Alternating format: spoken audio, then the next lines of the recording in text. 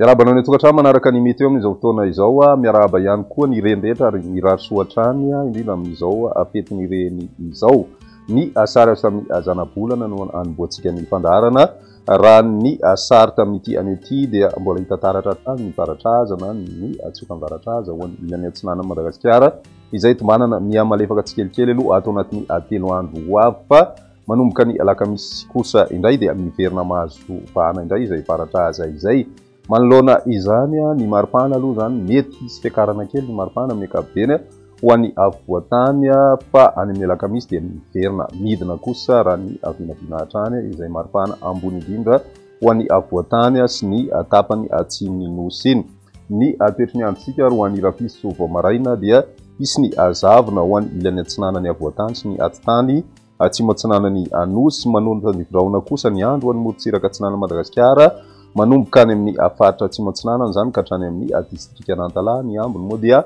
maina ny andro aorin'ny zavona ihany koa dia ibalika aloha ny masoandro any vinavina hatrany ny toetry ny andro any rapiso tolakandro misy hatrany ny oriny tandriviraona ny distrika Nantala mba tsoasy ny any Analanjorofo ary tapany avaratry ny faritra atsinanana mandraona ny andro anilany atsinanany Sofia sy ny faritra laotra mangoro ary ny ambony kosa indray dia maina ny andro raha ny maripana vao vinavina amin'izay andro ny rapitso izay mbola manodidina ny 720 ka hatramin'ny 120 degré Celsius ny ambony indrindra ho an'ny avoatany ary 520 ka hatramin'ny 720 degré Celsius kosa ho an'ny morotsiraka atsinanany nosy ny any amin'ny ilany andrefana moa mafana ny andro izay maherin'ny 30 degré Celsius ny maripana andrasana mety mahatratra any amin'ny 30 degré Celsius moa izany ho an'ny faritra Betsiboka sy ny any amin'ny faritry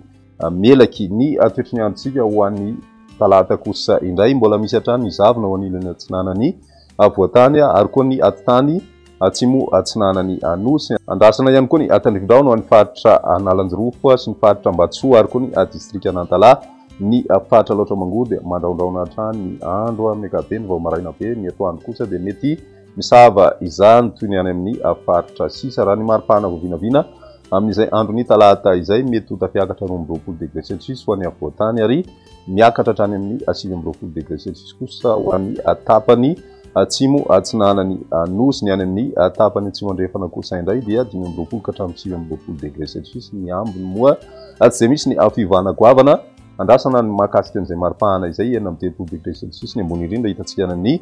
faritry Melaky. Ny toetry ny androntsika ho an'ny alarobia mbola andrasana hatrany ny zavona ho an'ny ilany atsinanany avoatany ary mety hitatra hatrany amin'ny faritra laotra mangoro izany ny tapany atsimo atsinana nosy ihany koa dia mbola miandry an'izay zavona vao maraina izay aorian'ny zavona moa dia ny masoandro hatrany no ibahatoerana. Ny tapany avaratra atsinana kosa indray dia mety andalo hatrany ny tandriviraona vitsy avy any ranomasina amin'ny tontolon'ny andro ny alarobia izay ny ambony moa dia ny masoandro no ibahatoerana tanteraka mandritry ny tontolo andro ny maripana ho vinavina amin'izay andro ny alarobia izay hatrany mety ho tafiakatra hatramin'ny 13 degré Celsius ny maripana ho an'ny avoatany ny morotsiraka atsimo atsinanana kosa indray manodidina ny 20 degré Celsius ny maripana andrasana ary ny any amin'ny ilany andrefana 30 ka hatramin'ny 530 degré Celsius no maripana ho vinavina amin'izay andro ny alarobia izay hatrany.